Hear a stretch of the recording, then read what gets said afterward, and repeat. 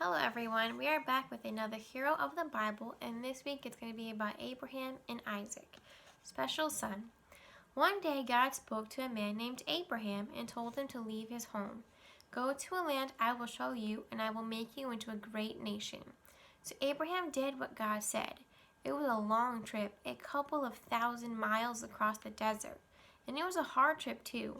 Abraham had to move cattle and servants. He also brought his nephew Lot. They all lived in tents along the way. Finally, they came to a place where God wanted them to be. After a few problems like a famine and a fight with his nephew, Abraham settled down to wait for God to keep his promise. He wanted to have children so his descendants could become a great nation. Abraham was married to a very beautiful woman named Sarah. She was so beautiful that as they traveled, two different kings had wanted her to be their wife. But Sarah was not able to have a baby. Abraham and Sarah were worried. Sarah was getting too old to have a baby, and they didn't know how God would give them a child. Sarah suggested that Abraham have a baby with her servant girl Hagar. He did, and a son named Ishmael was born. But this was not what God wanted. God spoke to Abraham again and promised him that he and Sarah would have a son. He even sent some angels to Abraham to tell him when. Sarah laughed at the very idea. She was 90 years old and Abraham was 100, much too old to have a child. But God kept his promise and Sarah had a baby. She named him Isaac, which means laughter, because he made her very happy and because she had laughed when God made his promise.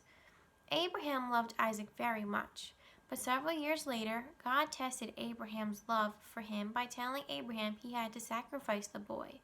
So Abraham obeyed God, just as he had when God told him to leave his home. He gathered some wood and started to build a fire on the altar where sacrifices were made. When God saw that Abraham was doing as he had been told, he knew Abraham's faith was real. God stopped Abraham just in time and provided another sacrifice, a ram caught in a nearby bush.